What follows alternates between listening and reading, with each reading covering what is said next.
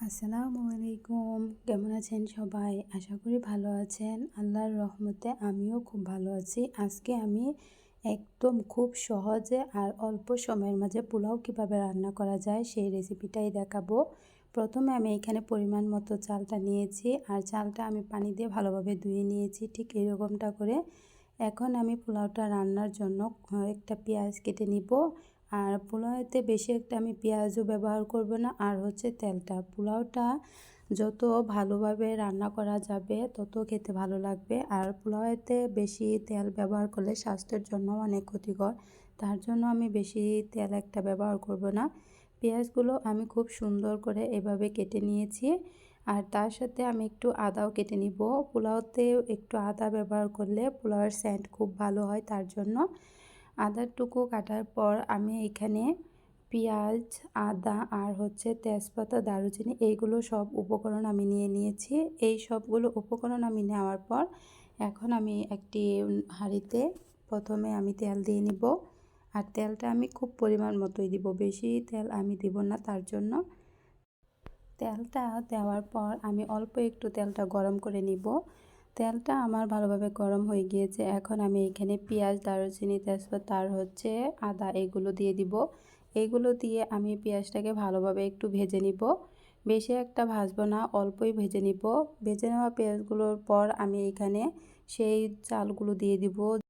ধুয়ে রাখা চালগুলো এখন আমি এখানে দিয়ে দিব। পোলাওয়ের চালটা দেওয়ার পর আমি ভালোভাবে একটু নেড়েচেড়ে ভেজে নিব। আর হ্যাঁ, পোলাওয়ের চালটা যত বেশি ভাজা হবে পোলাওটাও খুব সুন্দর হবে আর খুব ঝরঝরে হবে। অনেকে পোলাওটা রান্না করে গরম পানি দিয়ে, আবার অনেকে রান্না করে ঠান্ডা পানি দিয়ে। আজকে আমি ঠান্ডা পানি দিয়ে পোলাওটা রান্না করব। আর আমার আম্মু শিখিয়েছিল গরম পানি দিয়ে পোলাও রান্না করা, আর সেটা শিখেছিলাম পোলাওটা চাল যতটুকু দেওয়া হবে তার থেকে একটু বেশি মেপে পানিটা দেওয়া হবে।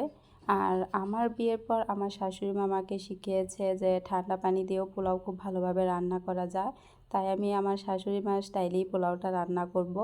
তার জন্য আমি পোলাও চালটাকে খুব ভালোভাবে ভেজে এবং ঝরঝরে করে নিয়েছি। এখন পরিমাণ মতো আমি পানিটা দিব।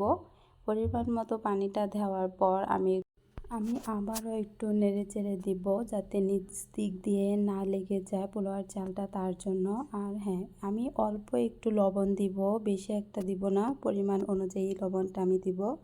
লবণটা দেওয়ার পর আমি আবারও একটু নেড়েচেড়ে ঢাকনা দিয়ে ভালোভাবে ডেকে দিব, যাতে করে পোলাওয়ার চালটা ভালোভাবে সিদ্ধ হয়ে যায়। পোলাওয়ার চালটা যদি ভালোভাবে সিদ্ধ হয় তাহলে খেতেও খুব দারুণ হবে আর খুব সফট হবে পোলাওটা। ঢাকনা দিয়ে ঢেকে দেওয়ার পর আমি একটু অপেক্ষা করব পোলাওয়ের চালটা সিদ্ধ হওয়ার জন্য।